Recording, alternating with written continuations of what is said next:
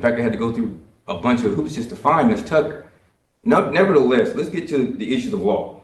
Beyond the mirror image rule and the fact that the rules are clear, if a person doesn't come themselves, they have to have representation. But because every entity, with the exception of potentially Dr. Shim, is a business, Florida law would require them to have an attorney represent them.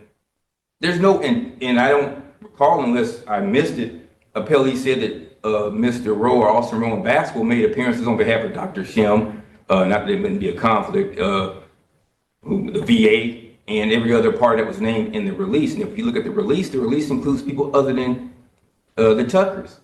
And the only thing we could have discussed was the Tuckers. And again, we talk about full and fair. What's not full and fair is to Dr. Shim's deposition, which he did not appear at, but he didn't appear based upon our information because of instruction by people who didn't represent him. His counsel didn't file an objection.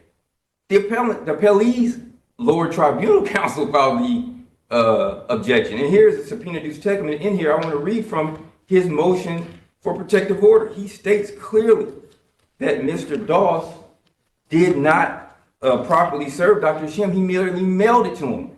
But here's a copy of the affidavit of service from my process server that stated he was served in his office. Plus, we don't know really, is Dr. Shim solely the attorney for State Farm? Or is he the attorney for the United States government because he saw me in two different capacities, yet never disclosed his conflict? And I'm going to say this. It's not the issue that he has a practice outside. 'Cause I went to his practice outside of the VA. I don't have an issue with that. I appreciate the United States government and the taxpayers providing us with help from people who are experts in their fields. That's not the issue.